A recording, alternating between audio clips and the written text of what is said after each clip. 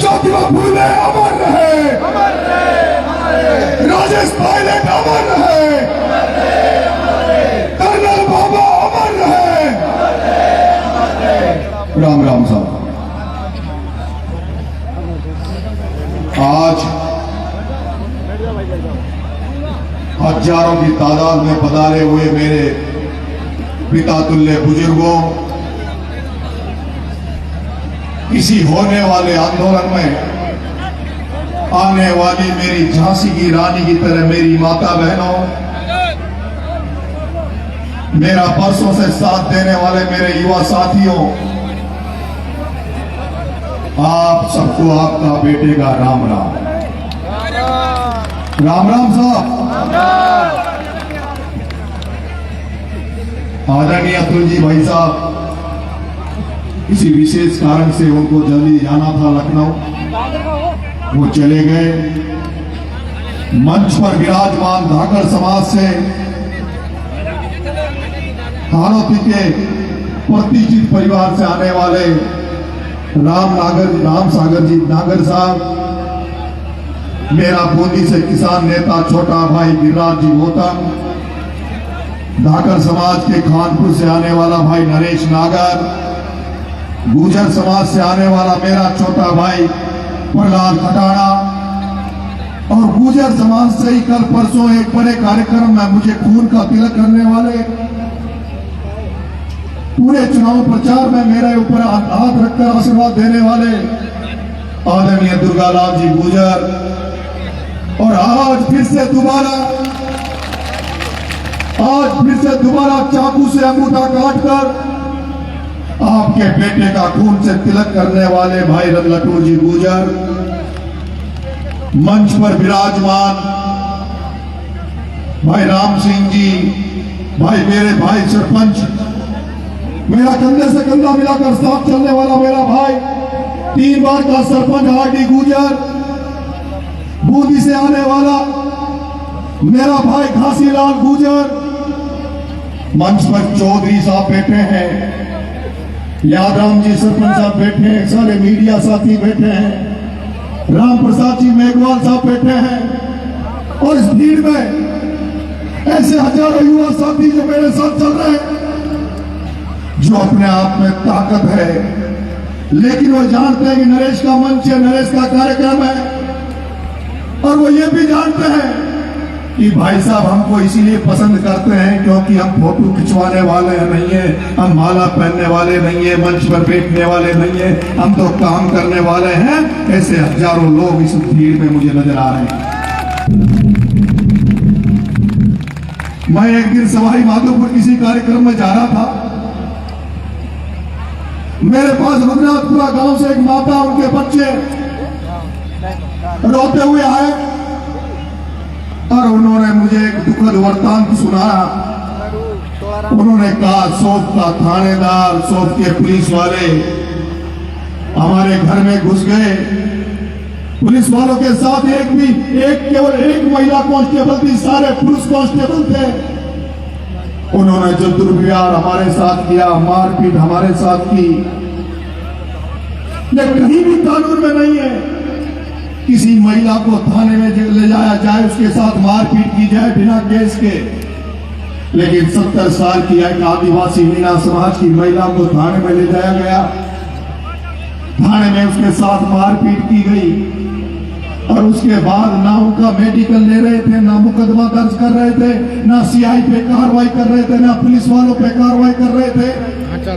और जब वो आपके बेटे नरेश मीणा के पास आकर रोने लग गई, कहने लगे कि या तो अगर मुझे नरेश तुम न्याय दिलाओ, नहीं तो मैं सौंफ थाने के आगे जाकर केरोसिन अपने माथे में डालकर आग लगा लूंगी।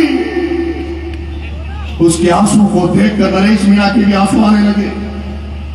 मैंने कहा मेरी माँ नरेश मीणा और पिपलोदी के 7 बच्चों के लिए 40 दिन जेल जा सकता है, और 7 बच्चों के लिए 15 दिन भूखा रहकर सभा हॉस्पिटल में पड़ा रह सकता है, आंदोलन कर सकता है। तो तू मेरी माँ, तू तो मेरे उस विधानसभा की है जहां से मुझे 15 दिन में 60,000 वोट मिले।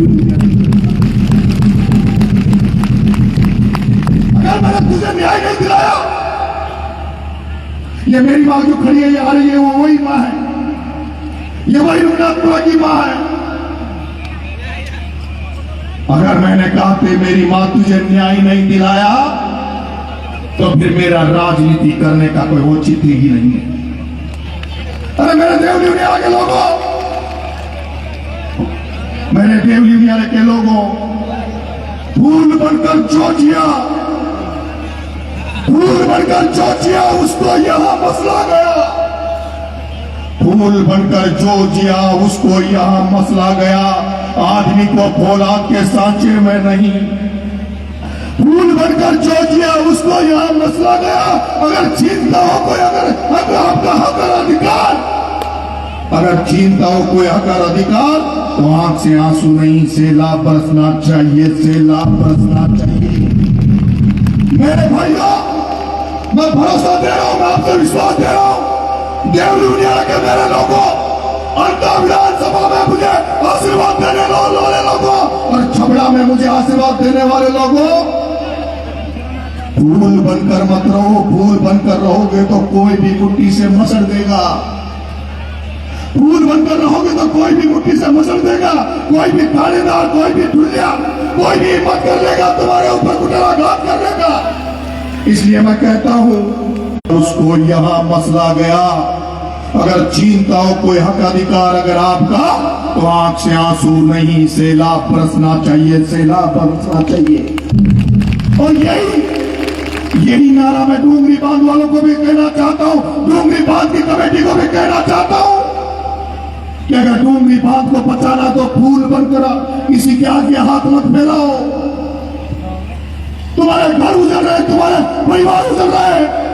अरे जब तुम्हारे घर उजड़ रहे, परिवार उजड़ रहे, तो तुम्हारी तो आंखों में सैलाब होना चाहिए, आंखों में गुस्सा होना चाहिए। मेरे देवली उनियारा के भाइयों, मेरा मन था जब मैं 25 साल से बिना चुनाव लड़ाई लोगों की सेवा कर रहा हूं, लोगों के लिए मुकदमे खा रहा हूं, लोगों के लिए जेल जा रहा हूं, कई मुकदमे मेरे पहले लग गए, तो 3 जगह से जहां मैं चुनाव लड़ा, देवली उनियारा, अंता और छबड़ा, मेरा मन था कि मैं 24 घंटे 365 दिन आपकी सेवा करूं, आपके दुख दर्द को कम करूं।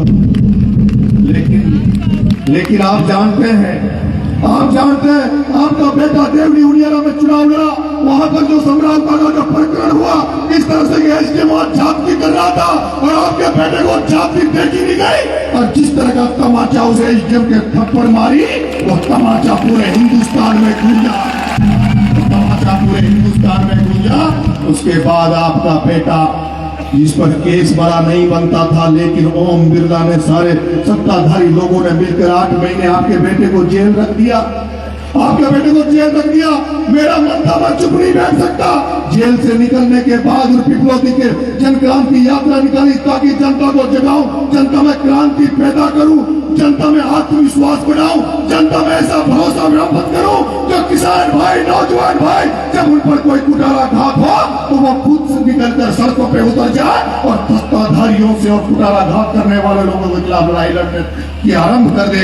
इसलिए जन क्रांति यात्रा निकाल रहा था, लेकिन उन 7 बच्चों जो पिपलौदी में जो भ्रष्टाचार की भेंट चढ़ गए, उस सदमे को मैं झेल नहीं पाया, उनके परिवारों के दुख को मैं झेल नहीं पाया, और जन क्रांति यात्रा को छोड़कर मैं सब वहां उनके लिए धरना देने चला गया, 40 दिन जेल चला गया।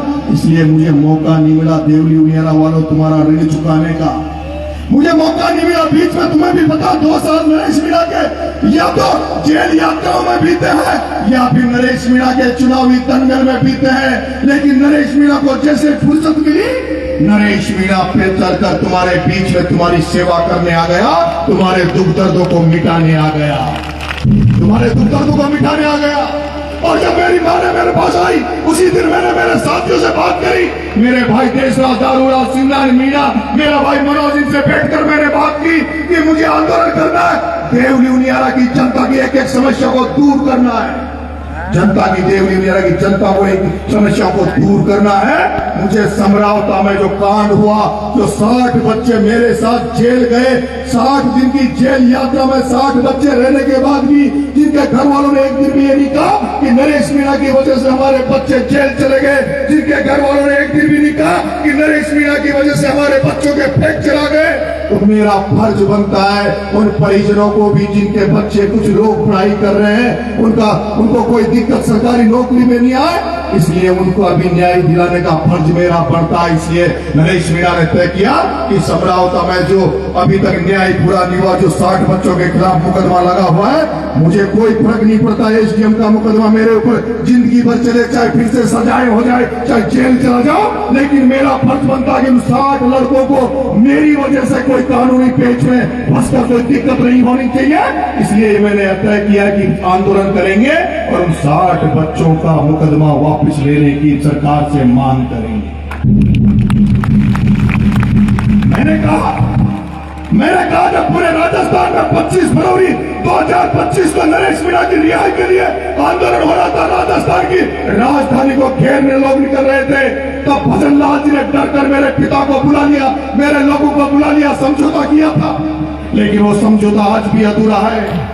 वो समझौता आज भी अधूरा है। जो 14 गांव जो उनियारा से तोड़ के देवली जोड़ दिए थे, उनको आज भी वापस से नहीं जोड़ा गया है। आज भी वो जो गाड़ियां जली थी, जो लड़के घायल हुए थे, उनको आज भी मुआवजा नहीं दिया गया है। और मैं देख रहा हूँ इस टॉक की जिले में, तो मैंने देखा यहाँ कभी कोई फसल बीमा की बात नहीं हुई। मेरे किसान भाइयों, खेतों में फसलें खड़ी है, खेतों में फसलें खड़ी है, थोड़े दिन बाद जब फसलें कटने लगेगी, हर घर में ब्याह शादी होने लगेंगे, किसान भाइयों को पैसे की जरूरत पड़ेगी। तब मैंने सोचा कि जब मेरे किसान भाइयों को जब फसलें कटे, ब्याह शादी, टीका लगन में पैसे की जरूरत पड़े, तो वो फसल कटने से पहले मैं चाहता हूं कि सरकार ताकि समर्थन मूल्य पर कांटे लगा दे, ताकि इन किसानों को मंडियों में नहीं, समर्थन मूल्य पर अपना कांटों पर माल बेचना पड़े। इसलिए नरेश मीणा ने बहुत सारी समस्याओं को लेके, आपका शोप से लेके अलीगढ़ तक का रोड हो, चाहे मालियों की झोंपड़ियों का पिस्तापन का मामला हो, चाहे दारुला गांव को ढाई से गांव बनाने का मामला हो, इसे तमाम समस्याएं, जहाँ जो देवपुरा गांव में जहाँ पानी की समस्या हो, जहाँ समरावता के पास जो पंचायत है, उसमें रायपुरा गांव है, उसमें माता बहनों को पीने का पानी हो, जितनी भी समस्याएं आपके बेटे के सामने इस दौरान आई है, उन सारी समस्याओं को दूर करने के लिए आंदोलन कर रहा हूं। मैं कोटड़ी मोड़ पर पूरे टोक में कहीं भी दिल्ली बॉम्बे हाईवे पर कट नहीं है, इस कोटड़ी मोड़ पर कट बनवाने के लिए नरेश मीणा आंदोलन कर रहा है। इस कोटड़ी मोड़ पर दिल्ली बॉम्बे में कट लगवाने के लिए नरेश मीणा कर रहा है। ये जो कोटड़ी का जो गाँव है, ये जो कोटड़ी का गांव है, जहाँ थानेदार सिपाही रोज आते हैं, जो वो लोग मकान बनाते हैं, उनको थाने में ले जाते हैं, कारीगरों को थाने में ले जाते हैं। इस बात का आंदोलन है, या तो सरकार इनके जमीनों के पट्टे दे, मकानों के पट्टे दे, नहीं तो कोई भी मकानों को रोकने नहीं आए। अगर आएगा तो नरेश मीणा दीवार खड़ी बनकर खड़ा हो जाएगा, दीवार बनकर खड़ा हो जाएगा। इसलिए मेरे भाइयों, किसान भाइयों, आज मैंने आपको भाषण देने के लिए नहीं, ना भाषण सुनाने के लिए नहीं, आज तो मैंने आपको आंदोलन के लिए बुलाया है। और जिस तरह से जितनी बड़ी तादाद में आप यहाँ आए हो, आज आपने आपके बेटे का विश्वास बढ़ा दिया, आज आपने बेटे का विश्वास बढ़ा दिया, आपके बेटे का हौसला बढ़ा दिया। आज से आपका बेटा पूरी ताकत से जनता के लिए लड़ाई लड़ेगा। और इस पटेललाल सरकार को, जो डबल इंजन की सरकार या जो ट्रिपल इंजन की सरकार है, उस इंजन को अगर ऐसे आशीर्वाद रहा तो फेल करने की गारंटी, पटरी से उतारने की गारंटी, इस सरकार के इंजन को पटरी से उतारने की गारंटी नरेश मीणा ने। और ये तो अभी शुरुआत है, यह तो इस सरकार के खिलाफ जंग का ऐलान है, जंग की शुरुआत है। अरे असली जंग तो विनाश में होने वाली है, असली जंग तो विनाश में होने वाली है।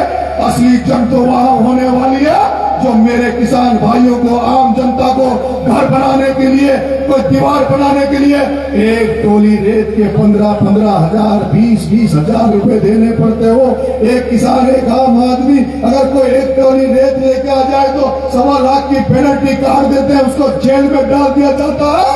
और इस राजस्थान के सफेद पोष कपड़ों में बैठे हुए वो धन्ना सेठ जो नेता है, राजनीति करते हैं, वो ओम बिरला, प्रमोद जैन भाया और राजेंद्र सिंह राठौर, जिन्होंने खाद निकालने के नाम पर जो बिशनपुर में जो जहाज चला रखे हैं, नावें चला रखी है, मेरे किसान भाइयों नहीं जागे तो जैसे सीमेंट कट्टों में मिलता है उसी तरह बजरी भी कट्टों। अभी तो यह जंग की शुरुआत है, असली जंग तो बनास में बिरला के खिलाफ होगी और फिर उससे भी बड़ी जंग तो डूंगरी, सबसे बड़ी उसके बाद बड़ी जंग तो डूंगरी बांध के होगी।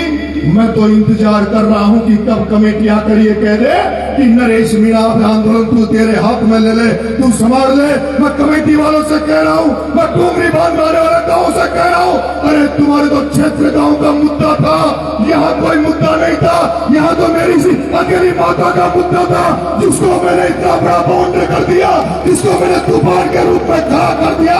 अगर नरेश मीणा जिस दिन डूंगरी बांध में कूद जाएगा तो तुम कह रहे हो डूंगरी बांध, अरे नींद नहीं आने दूंगा मंत्रियों को, मुख्यमंत्रियों को नींद नहीं आने दूंगा, इनकी सांस नहीं छोड़ने दूंगा। मेरे किसान भाइयों, मेरी माताओं, आप तो इस रोड से इधर इधर के जो लोग आए हैं, इस रोड से जो अलीगढ़ उनियारा की तरफ के जो लोग आए हैं, वो एक बार हाथ खड़े करो, इधर इधर वाले, इधर इधर वाले, ये जो इधर वाले रोड के इधर वाले नहीं, इधर इधर वाले, जिनका रूप जयपुर की तरफ पड़ता है, रखो आप रखो। अब जो कोटा साइड के जो लोग आए रोड के इधर, वो आप खड़े करो। बराबर की संख्या है, बराबर की संख्या है। मैं कल कोटा, मैं जब मुझे जिला कलेक्टर ने, एसपी ने मुझे बातचीत के लिए बुलाया, मुझे जिला कलेक्टर एसपी ने बातचीत के लिए बुलाया, तब उन्होंने मेरी ज्यादातर मांगों को सहमति दे दी थी। जो जिला लेवल पे जो हमारी समस्या थी, हमारी मांगे थी, उन्होंने कह दिया था सीआई का इंतजाम कर देंगे, इलाज कर देंगे। उन्होंने कह दिया था मालियों की ढाणी को विस्थापित कर देंगे, उनको मुआवजा दिला देंगे। उन्होंने कह दिया था जो सोप से अलीगढ़ का जो टूटा सड़क पड़ी है, जो अलीगढ़ से आसर गांव की जो टूटी सड़क पड़ी है, इनको डामरीकरण करने के लिए प्रस्ताव भेज देंगे। उन्होंने कह दिया था जलदायी विभाग की जो जल जीवन मिशन में जो नलों में जो पानी नहीं आ रहा, उनमें पानी चालू कर देंगे। उन्होंने कह दिया था जो दारूला की ढाणी जो भी रेवेन्यू गांव नहीं है, उसका प्रस्ताव भेज देंगे। उन्होंने सारी मांगों के लिए सहमति दे दी थी।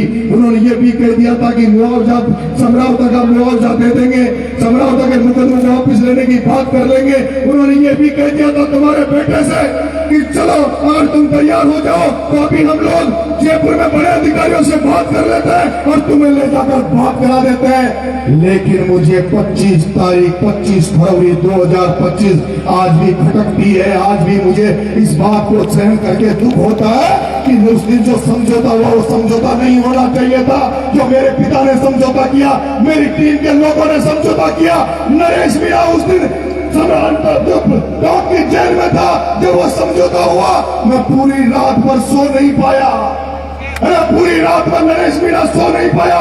मैं दुखी था कि समझौता क्यों कर लिया। क्या पूरे राजस्थान के लाखों लोग नरेश मीणा के जेल में रहते हुए नरेश मीणा को छुड़ाने के लिए जयपुर जा रहे थे, तो समझौता इस जनता के बीच में होना चाहिए था, बंद कमरे में नहीं होना चाहिए था। लेकिन बाद में जब मेरे पिता से मेरी बात हुई, मेरे पिता को जब मैंने उल्टा सुल्टा बोला तो मेरा बाप बोला, अरे बेटा कोई भी मेरी जगह दूसरा बाप होता वो भी वही करता जो मैंने किया। मेरा बेटा जेल में पड़ा, 5 लाख लोग आ जाते हैं, और अगर कोई जनहानि हो जाती, कोई मर जाता, तो हमारे परिवार में जो कलंक लगता उस कलंक को कौन मिटवाता। इसलिए तू चाहे नाराज हो जा, कुछ भी करे, वो हमारी गलती थी जो हमने समझौता कर लिया। लेकिन हम नरेश मीणा जेल में नहीं है, नरेश मीणा जेल में नहीं है, नरेश मीणा मैदान में है, नरेश मीणा सड़कों पर है। और जब नरेश मीणा मैदान में है, नरेश मीणा सड़कों पर है, तो मैंने कभी किसी को राजनीति में सलाहकार नहीं बनाया। अभी तक मैंने किसी को सलाहकार नहीं बनाया। 25 साल की राजनीति में वही करता हूं जो दिल में आता है, जो दिमाग में आता है, और दिमाग से ज्यादा दिल से काम करता हूं। दिमाग नहीं लगाता, अगर दिमाग लगाता तो एसडीएम का थप्पड़ नहीं मारता, अगर दिमाग लगाता तो एसडीएम का थप्पड़ नहीं मारता। अरे दिमाग से ज्यादा नरेश मीणा दिल से काम करता है, और जो व्यक्ति दिल से काम कर सकता है वो व्यक्ति कभी किसी का दुख दर्द सहन नहीं कर सकता। वो व्यक्ति कभी किसी का दुख दर्द सहन नहीं कर सकता। और यही कारण है जब मेरी माँ मेरे सामने रोने लग गई तो नरेश मियां सहन नहीं कर पाया। इसलिए आज हम लोग एक आंदोलन कर रहे हैं। गांधी जी की पुण्यतिथि है, गांधी जी की पुण्यतिथि है। महात्मा गांधी ने हमें अहिंसा और सत्य के मार्ग पर चलना सिखाया, अहिंसा और सत्य के मार्ग की प्रेरणा दी है।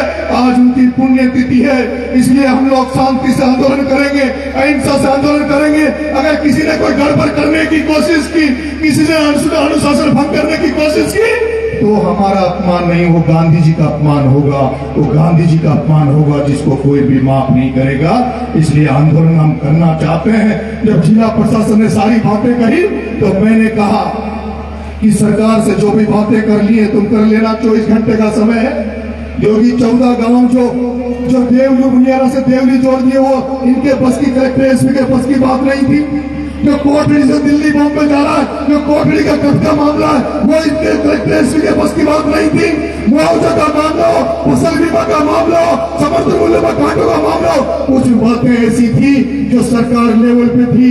इसलिए मैंने कहा कि मैंने निमंत्रण दे दिया, तो जो भी फैसला होगा प्रशासन बात करेगा, वो जनता के लिए बात करेगा। अब मैंने ये तय किया है, हम लोग यहाँ से राजधानी की तरफ कूच करेंगे, हम लोग यहाँ से राजधानी की तरफ कूच करेंगे। सबसे पहले तो बताओ कितने लोग मेरे साथ चलोगे? वो इधर वाले कोटा वाले आए, बूंदी वाले आए, वो भी चलेंगे। जो किराए से बसें लेके आए वो भी चले, वो कैसे करेंगे? चलोगे? एक बार जोर से हाथ खड़े करो, वो कौन कौन चलेगा? सारे लोग चलोगे? हाँ, रुक तो नहीं जाओगे? आज हम लोग यहाँ से जयपुर के लिए कूच करेंगे, जयपुर के लिए कूच करेंगे। यहाँ से आराम से शांति से चलेंगे और आज के रात का पड़ाव अलीगढ़ में डालेंगे। आज का रात का पड़ाव कहाँ डालेंगे? अलीगढ़ में। और जैसे मुझे भरोसा है, विश्वास है, जैसे इस सेंद्री के गुर्जर समाज ने, जैसे सेंद्री गांव के गुर्जर समाज ने, अभी यहाँ भाईचारे की बात चल रही थी, इससे अच्छा भाईचारे की मिसाल क्या होगी जब गुर्जर का बेटा अब्दुल प्रधान यूपी से नरेश के लिए आ जाए। इससे बड़ी मिसाल क्या होगी जब गुर्जर का बेटा नरेश मियां को खून का तिलक करे। इससे बड़ी भाईचारे की मिसाल क्या होगी जब कांग्रेस पार्टी के राष्ट्रीय नेता पायलट साहब जब अंता गए, उन्होंने क्या भाषण दिया वो भी देखा होगा। अंता में गुंजल साहब जब गए, उन्होंने क्या भाषण दिया वो भी सुना होगा। और ये जयचंद्र ने किस तरह से भाईचारे को मिटाने का काम किया वो भी आपने देखा होगा। लेकिन भाईचारा मिटने वाला नहीं है। और ये भी भाईचारे की मिसाल है कि सेंद्री के गुर्जर समाज जिस गांव में कार्यक्रम हो रहा है, ये भी गुर्जर समाज के कार्य गांव में हो रहा है, गुर्जर समाज की जगह पर हो रहा है। इससे बड़ी मिसाल क्या होगी? इससे बड़ी मिसाल क्या होगी? मैं आपसे कह रहा हूं, यहां से हम अलीगढ़ जाएंगे, अलीगढ़ में आज का पड़ाव अलीगढ़ में रहेगा।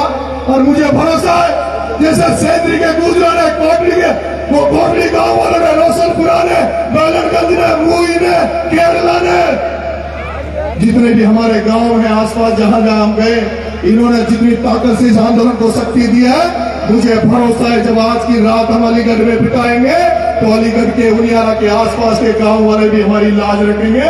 और उन अलीगढ़ के आसपास के जो लोग आए उनसे मेरा आग्रह, लकड़ियों का जुगाड़ कर लेना ताकि रात को ठंड नहीं मरे, ताप हो जाए, वहीं तापेंगे, वहीं रहेंगे। और खाने पीने की जिम्मेदारी भी मिलो का बोलो तुम्हारी रहेगी, वहां पर जितने भी आस गांव के गाँव है तुम्हारी रहेगी। इसलिए अब यहाँ से कूच करेंगे। मैं भी 20 मिनट यहाँ रखूंगा, सब लोग जितने भी है साथ में बैठेंगे। माता बहने नहीं चलेगी, माता बहने हमारे साथ नहीं जाएगी। हम लोग रोशनपुरा की भाजपा आई थी, लेट आई थी रोशनपुरा की, और बाकी जगहों की थे। तो ये माता बहने नहीं जाएगी, बाकी सारे लोग गाड़ियों में बैठे और गाड़ियों के मुंह कर लो जयपुर की तरफ, ठीक है? और आज का पड़ाव अलीगढ़ में रहेगा। बहुत बहुत धन्यवाद।